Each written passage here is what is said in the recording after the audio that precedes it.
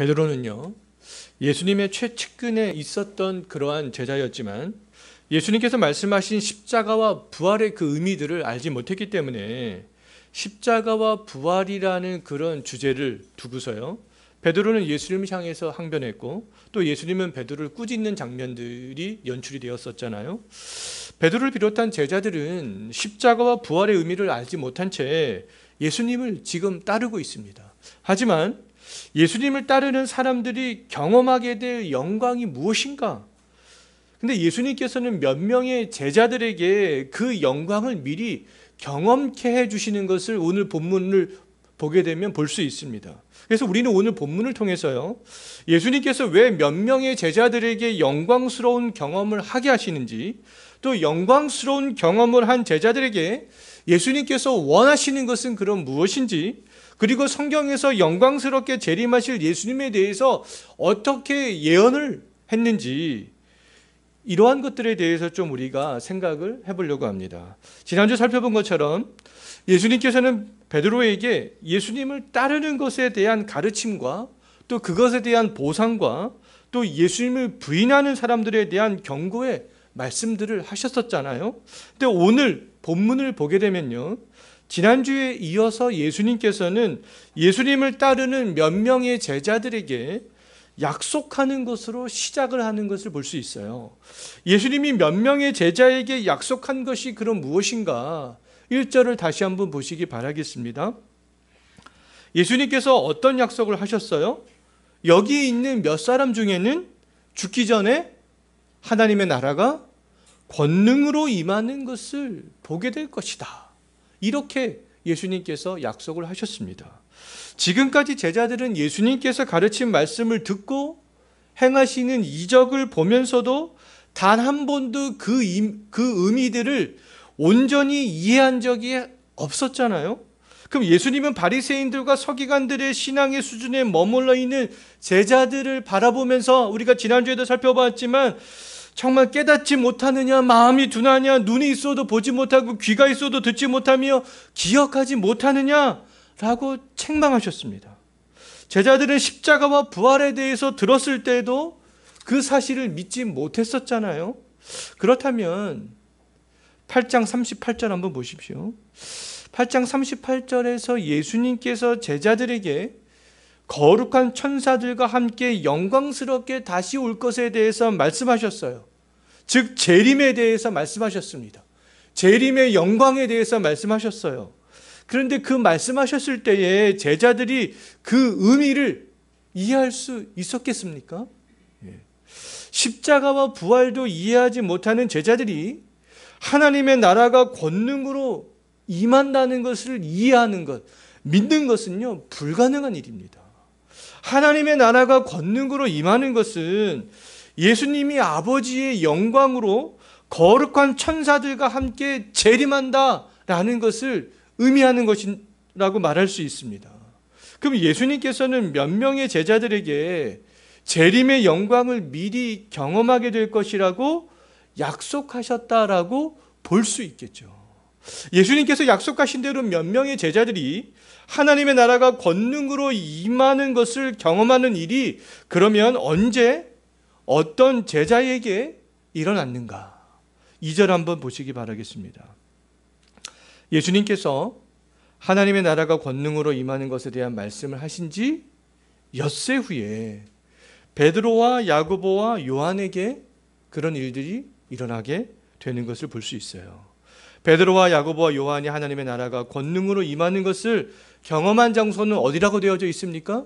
그 산의 이름은 정확히 알 수 없지만 그냥 높은 산이라고 되어져 있어요. 3명의 제자들과 함께 높은 산에 올라가신 예수님이 그럼 어떻게 되셨습니까? 다시 2절 한번 보십시오. 예수님께서 변형되셨어요. 사람들은 예수님이 이 산에서 변형되셨기 때문에 그냥 부르기 쉽게 변화산이라 이렇게 부르기도 합니다. 지난주에도 말씀을 드렸듯이 예수님께서는 이 3명의 제자를 다른 제자들과는 다르게 좀 특별히 대우하시는 것을 볼 수 있어요. 또 이 3명의 제자는 예수님이 가시는 곳마다 중요한 자리마다 항상 대동했던 그러한 제자들이었습니다. 또 예수님께서 십자가와 부활을 경험한 이후에 이 세 명의 제자는요, 아주 중요한 그런 사역들을 감당해 나가는 것들을 볼 수가 있어요. 예수님께서는 베드로의 신앙 고백 이외에 교회를 세우시겠다고 그렇게 약속을 마태복음 16장을 보면 약속을 하셨잖아요. 실제적으로 오순절 성령 강림 사건 이후에 예수님이 약속이 이루어지는 것들을 볼 수 있습니다. 베드로는 주 예수 그리스도의 십자가와 부활에 대해서 전함으로 예루살렘의 최초의 교회가 그렇게 세워질 수 있도록 지대한 공헌을 했던 그런 제자가 되었습니다. 야고보는요, 사도들 중에서 사도행전 12장 2절 말씀을 보게 되면 최초로 순교한 순교자가 되었어요.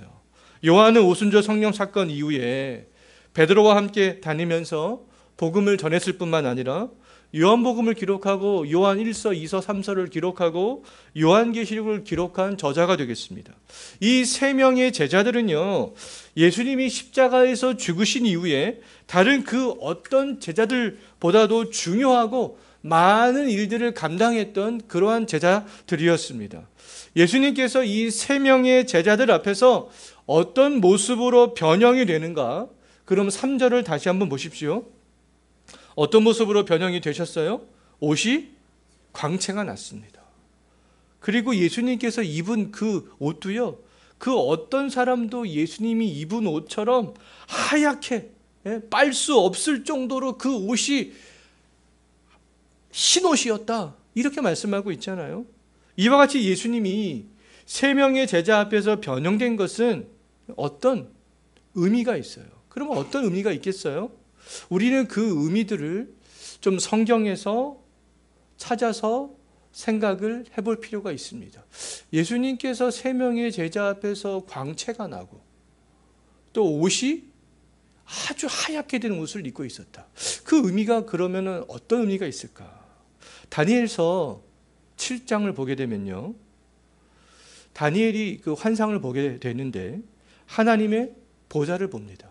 하나님의 보좌가 있고 보좌에 좌정하신 이를 보게 되는데 그 보좌에 좌정하신 이가 눈같이 흰 옷을 입었다, 이렇게 묘사를 하고 있어요. 또 이사야 선지자는요, 높이 들린 보좌에 앉으신 이를 또 환상 중에 보게 됩니다. 근데 보좌에 앉으신 이의 옷자락이 성전에 가득했다, 이렇게 말씀하고 있어요. 에스겔 선지자도 남보석같이 빛나는 보좌의 형상을 보았고요, 보좌 사방에서 정말 빛나는 여호와의 영광의 형상을 보게 되었다, 그렇게 말씀하고 있습니다.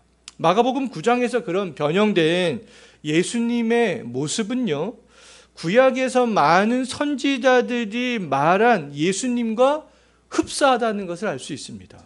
그렇다면 제자들 앞에서 변형된 예수님은 단순한 어떠한 인간이 아니라 하나님이라는 그런 사실을 보여주고 있는 거예요. 세 명의 제자들이 변형된 예수님을 경험한 것은요, 십자가에서 죽으시고 부활하신 예수님이 다시 영광스럽게 재림하실 하나님이라는 것들을 경험하게 해주는 그러한 사건이었던 것이죠. 마가복음 9장에서 요한은 자기 앞에서 변형되신 예수님이 하나님이라는 사실을 이때는 알지 못했지만 요한이 기록한 요한계시록을 보게 되면요, 십자가에서 죽으시고 부활하시고 재림하실 예수님의 모습을 구약의 선지자들과 동일하게 묘사하고 있는 것들을 볼 수 있습니다. 마가복음 9장에 나오는 요한은 십자가와 부활을 경험하기 이전이었지만 요한이 기록한 요한계시록은 십자가와 부활을 경험한 이후에 기록된 그런 책이잖아요. 요한이 계시록에서 표현한 그 예수님은요, 구약의 선지자들이 예언했던 하나님의 그런 모습과 동일하게 그렇게 기록하고 있는 것을 볼 수 있어요. 계시록에서 요한이 경험한 예수님은 끌리는 옷을 입고 있는 그런 분으로 묘사하고 있고요, 머리와 머리털의 희기가 정말 양털같이 희다, 이렇게 말씀하고 있습니다. 또 얼굴은 해같이 힘있고 그 얼굴에 그 비치는 광채가 굉장히 빛난다, 이렇게 말하고 있습니다. 또 사탄의 세력을 물리치고 흰 보좌 위에서 심판을 선포하실 분으로 말씀하고 있어요. 그렇다면 대제사장들과 서기관들에게 버림받아요 죽임을 당하여 십자가에서 죽으셔야 될 그 예수님, 또 사흘 만에 부활하신 그 예수님, 장차 거룩한 천사와 함께 영광스럽게 재림하실 예수님은 누구라는 것을 지금 보여주고 있는 겁니까? 하나님이라는 것들을 그 변형되는 사건을 통하여서 지금 보여주고 있는 것이죠. 그 몇 명의 제자들은 그것을 미리 지금 경험하고 있는 것입니다. 높은 산에서 변형되신 예수님은 이 땅에서 십자가의 길을 따라간 우리들을 정말 영광스러운 곳으로 인도하기 위해서 다시 이 땅에 오실 하나님이라는 거예요. 예수님께서 세 명의 제자들에게 한 약속인 하나님의 나라가 권능으로 임하는 것이 정말 엿새 후에 이루어졌듯이 예수님이 거룩한 천사와 함께 아버지의 영광으로 다시 재림하시는 날은 그럼 반드시 온다는 겁니다. 그날에는 주께서 정말 호령과 천사장의 소리와 하나님의 나팔 소리로 친히 하늘로부터 영광스럽게 강림하신다는 것이죠. 신약의 서신서에서 많은 저자들이 영광스러운 그런 예수님의 재림에 대해서 말씀하고 있잖아요.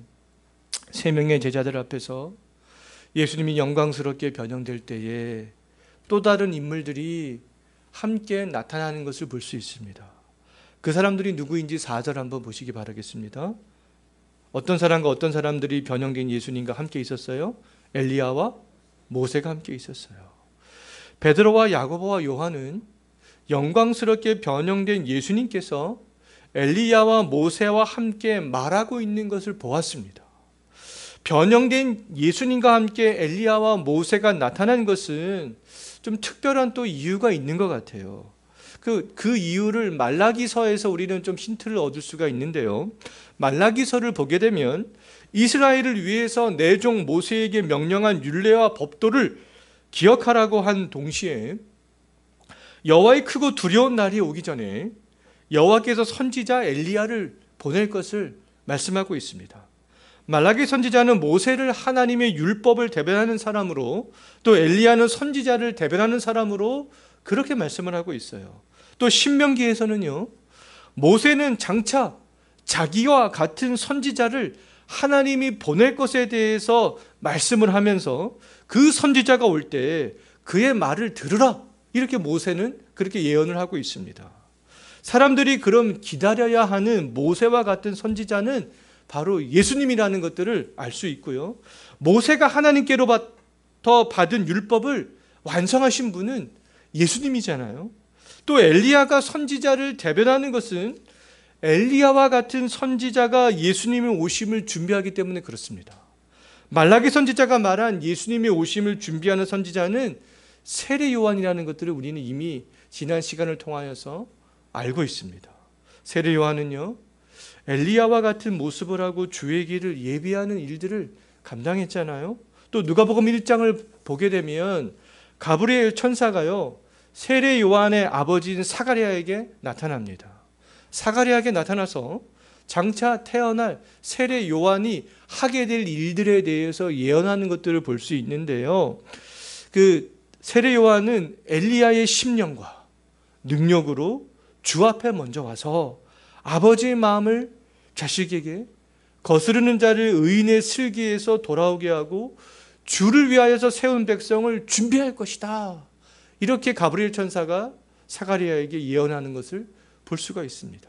세례 요한은요, 엘리야와 같은 선지자로 주의 길을 예비했던 그런 선지자였어요. 그럼 우리가 집중해야 될 인물은요, 모세와 엘리야가 아니잖아요. 모세와 같은 선지자, 엘리야와 같은 선지자, 거기에 집중을 해야 되는 것이죠. 베드로와 야고보와 요한이 높은 산에서 변형된 예수님과 함께 엘리야와 모세를 만났지만 결국에는 누구만 남았는지 8절 한번 보십시오. 누구만 남았습니까? 예수님만 남았어요. 우리가 집중해야 될 분은 예수님이라는 거죠. 예수님보다 어떤 특정한 사람들이 더 늘어나는 것은 잘못된 것이라고 말할 수 있습니다. 기독교는 예수님을 따르는 종교이지 특정한 사람들을 추종하는 종교가 아니라고 말할 수 있어요. 기독교는 성경에 있는 위대한 인물을 추종하는 종교도 아니고요, 교회 역사 속에서 실존했던 위대한 어떤 신앙인들을 추정하는 종교도 아니고요. 또 어떤 목사들을 추정하는 종교도 아니고요. 기독교는 오직 예수님만 따르는 그런 종교가 되겠습니다. 우리 가운데 예수님보다 어떤 특정한 사람이나 다른 그 어떤 것들이 앞서려고 하는 것들은 모두 다 잘못된 것이라고 말할 수 있습니다. 예수님만이 이제도 계시고 전에도 계셨고 장차 오실 분이잖아요. 알파와 오메가요, 전능하신 분은 예수님밖에 없습니다. 태초부터 하나님과 함께 하셨던 분은 예수님밖에 없어요. 어제나 오늘이나 영원토록 동일하신 분은 예수님밖에 없습니다. 예수님은 영원한 하나님이기 때문에 그런 거죠. 우리가 믿고 따라야 할 분은 그 예수님 한 분밖에 없어요. 제자들이 변형된 예수님과 엘리야와 모세와 함께 있는 것을 경험했을 때 하늘로부터 어떤 소리가 나게 되는데요. 어떤 소리가 나는지 7절 한번 보십시오. 예수님이 세례 요한에게 물에서 세례를 받고 나오실 때와 동일한 소리가 나는 것을 알 수 있습니다. 하나님께서 내 사랑하는 아들이라고 인정해 주시잖아요. 산에서 변화된 예수님, 모세와 엘리야와 함께 하신 예수님은 하나님이라는 거예요. 우리가 따르는 예수님은 정말 인간이 아니라 하나님이라는 것들을 계속해서 하나님이 친히 증명해 주고 있는 것이죠. 하나님께서 누구의 말을 그러면 들으라고 했는지 다시 7절 한번 보시기 바라겠습니다. 하나님께서 영광스러움들을 경험한 제자들을 향해서 누구의 말을 들으라고 했습니까? 예수님의 말씀을 들으라. 이렇게 말씀하고 있잖아요. 신약 시대를 살아가는 우리들이 들어야 될 말씀은 모세의 율법을 완성하신 예수님의 말씀이요. 장차 거룩한 천사들과 함께 영광스럽게 재림하실 예수님의 말씀이 되는 거죠. 현재 우리들은 그렇다면 누구의 말을 듣고 있는지 생각을 좀 해볼 필요가 있지 않겠습니까? 지난주 살펴보았던 것처럼 십자가와 부활에 대한 이야기를 듣고 잘못된 확신에 차 있던 베드로처럼 자기 생각에 지배를 당하고 있는지, 아니면 바리새인들과 서기관들처럼 인간이 만든 어떤 거짓된 종교적인 전통에 지배를 당하고 있는지, 아니면 많은 무리들처럼 표적을 보는 것에 지배를 당하고 있는지, 아니면 예수님께서 영생에 대한 말씀을 들으러 왔던 부자 청년처럼 세상의 가치가 어떠한 물질에 지배를 당하고 있는지, 아니면 또 세상의 권력자들의 말에 지배를 당하고 있는지 우리가 생각을 해봐야 될 필요성들이 있습니다. 우리가 들어야 될 말씀은요, 그러한 말씀들이 아니라는 거예요. 우리가 우선적으로 들어야 될 말씀은 예수님의 말씀이라는 것이죠. 그래서 하나님께서 영광스러움을 경험한 제자들에게 예수님의 말씀을 들으라, 이렇게 말씀하고 있잖아요. 예수님께서 지금 나에게 그렇다면 어떤 말씀을 하시는지 우리들은 성경 말씀에 비추어 봐야 될 필요성이 있습니다. 지금 내가 누구의 말을 듣고 있는지, 어떤 가치관에 따라 살아가고 있는지 성경 말씀에 비추어 봐야 되지 않겠어요? 베드로와 야고보와 요한은 하늘로부터 이는 내 사랑하는 아들이니 너희는 그의 말을 들으라 라는 말을 들었습니다. 하나님이 세 명의 제자에게 원하신 것은 예수님의 말씀을 듣는 거였잖아요. 그런데 베드로와 야고보와 요한은 예수님께서 변형된 것을 보면서, 그리고 변형된 예수님이 엘리야와 모세와 함께 있는 것을 보면서 말씀을 듣기보다는 또 자기 생각에 먼저 빠진 것을 오늘 본문을 보면 알 수 있어요. 5절 한번 보십시오. 베드로는 변형된 예수님이 엘리야와 모세와 함께 있는 것을 보면서 너무너무 좋다고 고백했습니다. 너무너무 영광스럽다고 고백했어요. 너무 황홀한 고백이라고, 황홀한 경험을 했다고 지금 말하고 있는 거예요. 너무 좋은 나머지 그럼 베드로가 어떻게 했는지 다시 한번 보십시오. 어떻게 했습니까? 베드로는요, 초막 셋을 짓겠다, 지금 이렇게 말하고 있잖아요. 하나는 예수님을 위해서, 하나는 엘리야를 위해서, 하나는 모세를 위해서 내가 초막 셋을 짓겠습니다. 이렇게 베드로는 먼저 말하고 있는 것을 볼 수 있어요. 하나님으로서 예수님의 영광을 경험한 사람이 보여야 할 태도는 겸손함이지, 어떠한 자기 생각에 도취가 되어서 자기 생각대로 무엇을 먼저 하려고 하는 것이 아니라는 것을 알 수 있습니다.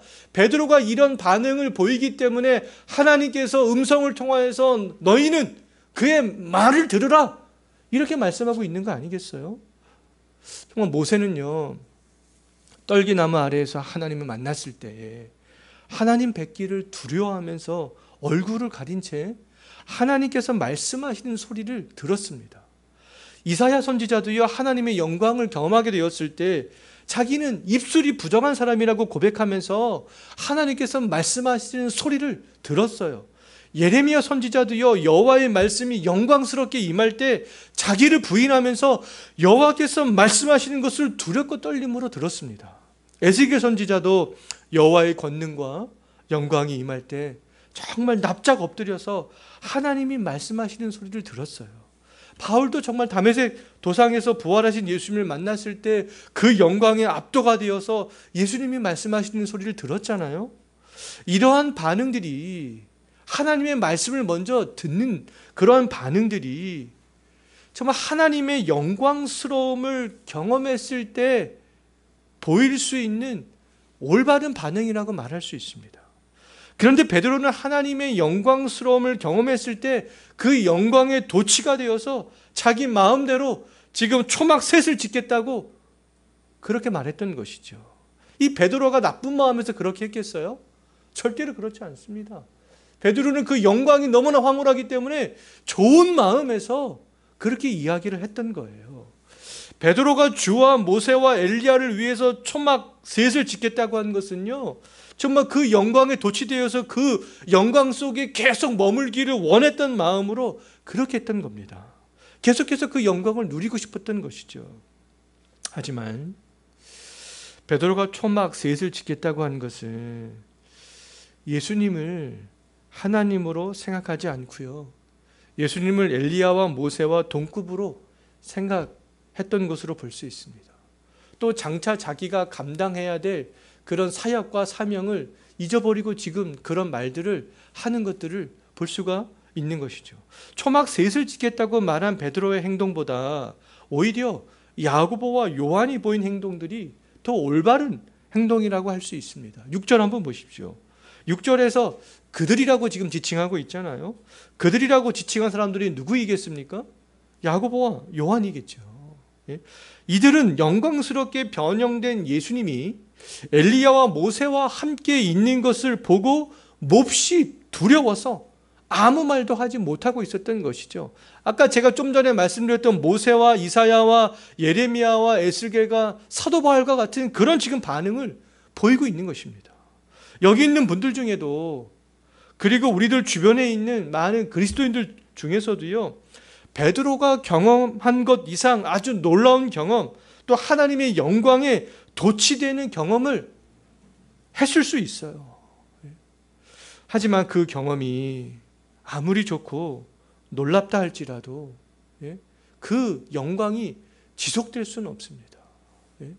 예수님께서는 그 영광을 경험한 사람들에게, 제자들에게 명령을 내리잖아요. 복음을 증거하는 제자로서의 삶을 살아가는, 예수님을 따르는 그런 삶들을 살게 하는 것이죠. 그 영광을 경험했기 때문에 사실은 그 일들을 감당해 나갈 수 있게 되는 것입니다. 그 또한 그 경험이 아무리 좋고 놀랍다 할지라도 섣불리 내가 먼저 하나님을 위해서 이 베드로처럼 무엇을 행하겠다고 하는 것은요, 옳은 반응이 아니라는 거죠. 하나님이 나에게 무엇을 요구하시는가, 그것을 듣는 것이 먼저라는 겁니다. 내가 정말 하나님의 놀라운 은혜를 경험했다면, 놀라운 어떤 신비적인 영적인 체험을 했다면 그것에 도취되어서 내가 뭐 말을 하고 내가 먼저 어떤 주장을 하고 하는 것이 아니라 그 영광을 경험케 하신 하나님이 그럼 나에게 요구하는 것이 무엇인가, 그 말씀을 듣는 것이 우선이라는 것입니다. 그것이 옳은 반응이라는 거예요. 우리의 실수는요, 베드로처럼 하나님의 말씀을 듣지 않고요, 내가 어떤 경험을 하게 되면 그 경험이 정말 전부인 줄 알고 그 경험 하나로 신앙의 잣대를 삼아서 신앙생활을 하려고 하는 그런 것들이 잘못된 것이라고 말할 수 있습니다. 그것이 우리의 실수라고 말할 수 있어요. 많은 사람들이 범하는 실수라고 말할 수 있습니다. 그렇게 되면 하나님의 말씀은 듣지 않고 베드로처럼 그냥 자기가 경험한 것, 자기 열심과 자기 생각대로 그냥 엉뚱한 것들을 하게 될 수밖에 없는 것이죠. 베드로와 야고보와 요한은 예수님과 함께 산에서 내려올 때에 또 예수님께서 이 세 명의 제자들에게 경고하신 말씀이 있습니다. 예수님께서 그 세 명의 제자들에게 어떤 말씀을 경고하셨는가? 9절 한번 보십시오. 예수님께서 십자가에서 죽은 후 부활할 때까지 너희들이 산에서 경험한 것을 아무에게도 말하지 말라. 이렇게 경고하셨잖아요. 그럼 이유가 뭐겠습니까? 이유는요, 세 명의 제자들이 특별한 경험을 했지만 아직까지 예수님의 재림의 영광을 확신할 수 있는 그 믿음, 예수님이 하나님이 된다는 그런 사실을 믿는 믿음, 그 믿음을 아직 갖지 못했기 때문에 그렇습니다. 섣불리 어떤 것들을 이야기하지 말라라는 것이죠. 너희들이 진정으로 십자가와 부활을 경험할 때까지. 그래서 예수님께서 그 기한을 정해주는 거 아니겠습니까? 부활을 경험할 때까지 어떤 얘기도 하지 마라. 섣불리 잘못된 그런 말들을 증거하고 그런 행동들을 할 수 있기 때문에 예수님께서는 이와 같이 경고하신 것이라고 볼 수 있습니다. 구원의 확신을 갖지 못한 사람들도 얼마든지 영적인 경험을 할 수 있어요. 자기가 한 영적인 경험을 가지고 막 예수님에 대해서, 하나님에 대해서, 교회에 대해서 이야기하고 다닐 수 있습니다.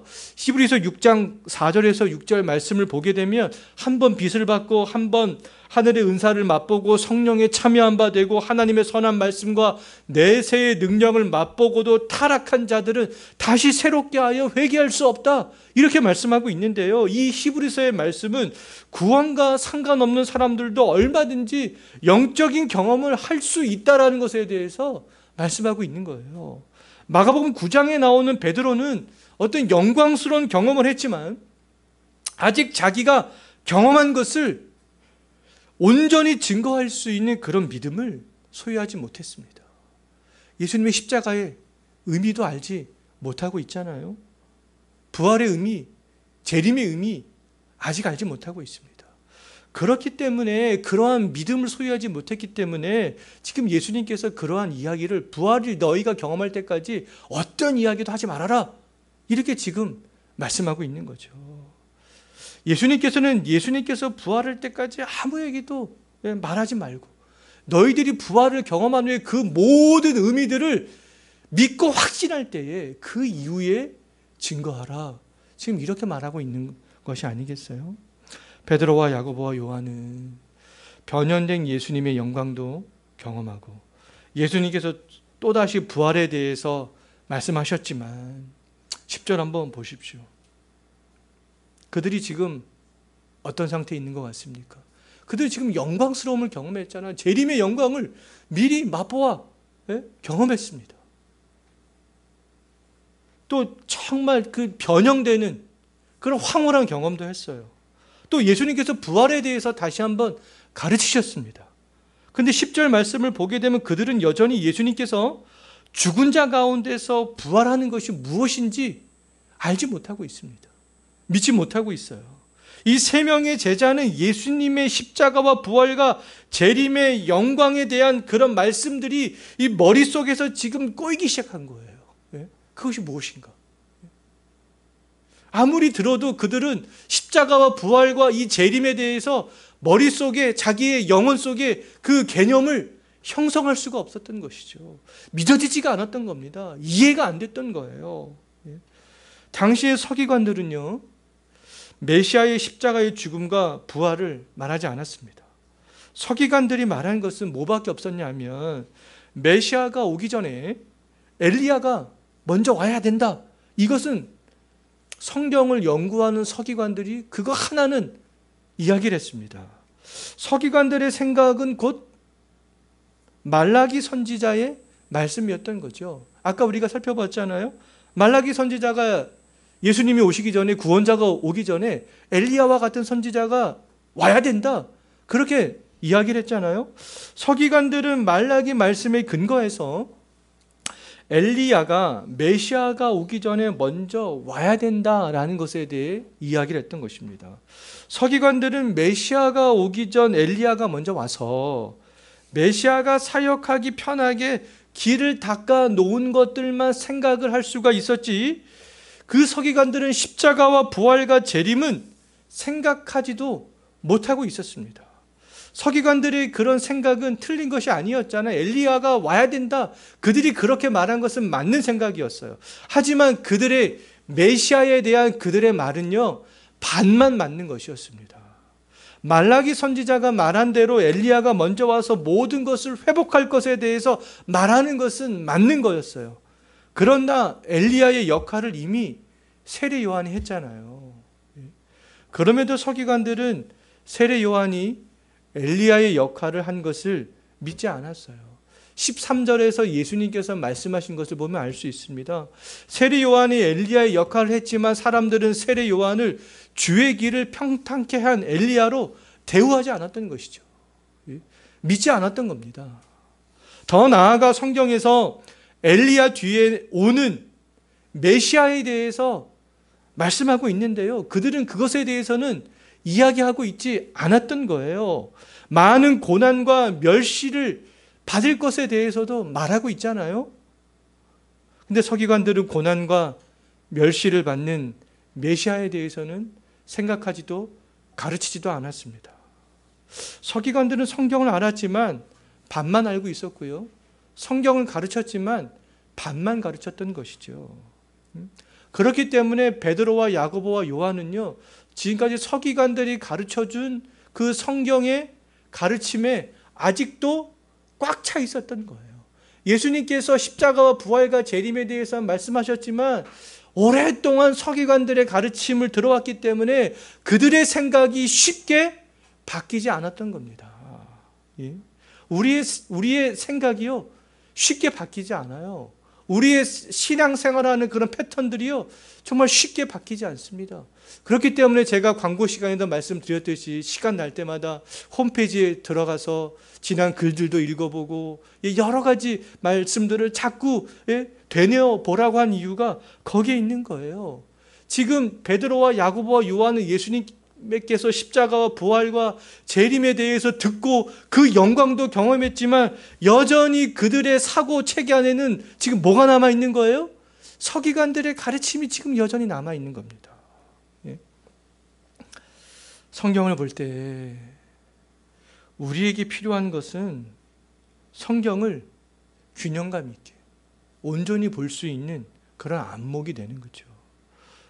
서기관들처럼 내가 어떤 원하는 구절, 내가 좋아하는 구절만 본다면 성경을요, 이렇게 오해할 수밖에 없습니다.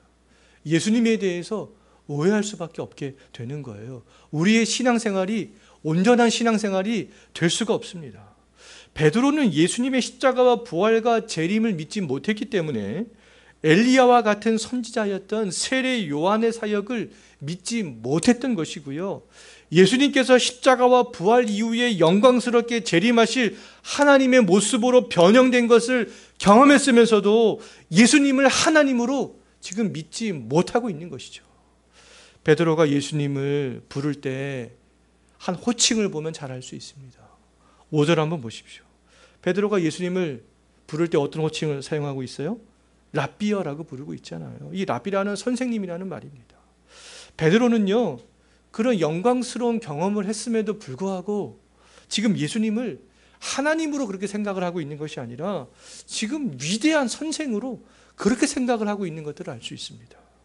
예수님이 변형된 사건은 십자가와 부활을 믿고 예수님을 따르는 사람들이 예수님의 재림과 함께 하나님의 나라가 권능으로 임하는 것을 보여주는 사건이 되겠어요. 예수님이 걸어가신 십자가를 따르는 것은 결코 헛된 삶이 아니라는 것이죠. 예수님의 말씀을 들으면서 그리고 장차 예수님의 재림 때에 참여하게 될 그리스도의 영광에 정말 소망을 두고 정말 우리들은 살아갈 수 있는 이번 한 주간이 정말 되었으면 좋겠습니다.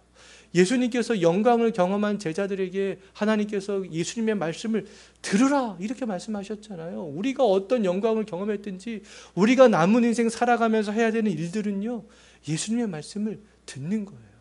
그 영광을 체험했을 때 그 영광, 황홀한 그 영광에 빠져서 도취되어서 그렇게 살아가는 것이 아니라 구름 위에 있는 것처럼 그렇게 살아가는 것이 아니라 하나님께서 나에게 요구하는 것이 무엇인가를 듣는 것입니다. 정말 이번 한 주간도 정말 온전히 예수님의 말씀을 들으며 살아갈 수 있는 저와 여러분이 되었으면 좋겠습니다. 기도하겠습니다.